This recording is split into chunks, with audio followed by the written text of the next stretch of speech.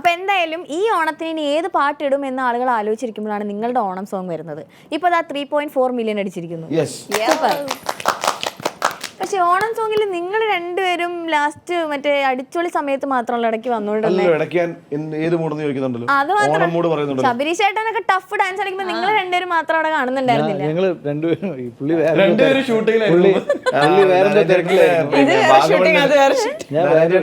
ഷൂട്ടിലായിരുന്നു, ഫ്ലാറ്റിൽ ഷൂട്ടിലായിരുന്നു.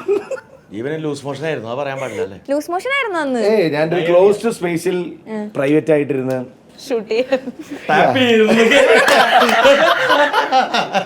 കുറച്ച് തലേന്നത്തെ കുറച്ച് വിഷമങ്ങൾ ഫ്ലഷ് ഔട്ട് ശരിക്കും വയ്യായിരുന്നു അന്ന്. എങ്ങനെ ഇത്ര ഡാൻസ് ചെയ്തു?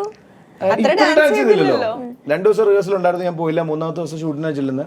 അപ്പൊ അധികം ടഫ് സ്റ്റെപ്സ് ഒന്നും റംസാൻ എന്നോട് ചെയ്യിച്ചില്ല. ഓക്കെ ആണെങ്കിൽ ഒരു സാധനം മാത്രം ചെയ്യാമെന്ന് ചോദിച്ചു. എന്താ അത്താ മൂടിയാവെന്ന് ചോദിച്ചു. കട്ടിയാണ് വേണ്ടെന്ന് പറഞ്ഞു. നമ്മൾ ഉച്ച വരെയാണ്, രാവിലത്തെ ഫുഡ് ഉച്ചക്കത്തെ ഫുഡ് കഴിച്ചിട്ട് കുഴപ്പമൊന്നുമില്ല, ഞാൻ നോർമലാണ്, ഓക്കെ ആണെന്ന് പറഞ്ഞു. അങ്ങനെയാണ് ഇച്ചിരി പവറിൽ അത്താൻ മൂടിട്ടോളം. ലാസ്റ്റ് മറ്റേ സൈഡിൽ കിടന്ന് അലമ്പുന്നുണ്ടായിരുന്നു, കംപ്ലീറ്റ് പ്രശ്നം മാറിയെന്ന് മനസ്സിലായി.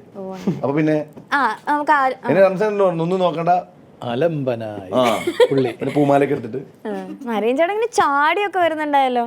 അവസാനത്തെ ചാട്ടായിരുന്നു. ഞാനീ പറഞ്ഞ പോലെ അവിടെ രാവിലെ ഉച്ചയ്ക്ക് മുമ്പ് എത്തി ലാസ്റ്റ് ഡേ. അപ്പോൾ സ്റ്റെപ്സ് ഒന്നും പഠിക്കാനുള്ള സമയമില്ല. പിന്നെ എനിക്ക് ഇതിൽ ക്യാരക്ടറിന് ഒരിത്തിരി ഹ്യൂമറിൻ്റെ ഒരു സാധനം ഉണ്ടായിരുന്നു. അപ്പോൾ ഞാനത് ഇതിലേക്ക് ഒന്ന് വരാൻ വേണ്ടി എന്തെങ്കിലും, അപ്പോൾ അതിനനുസരിച്ചിട്ട് റംസാനും കൊറിയോഗ്രാഫ് ചെയ്ത്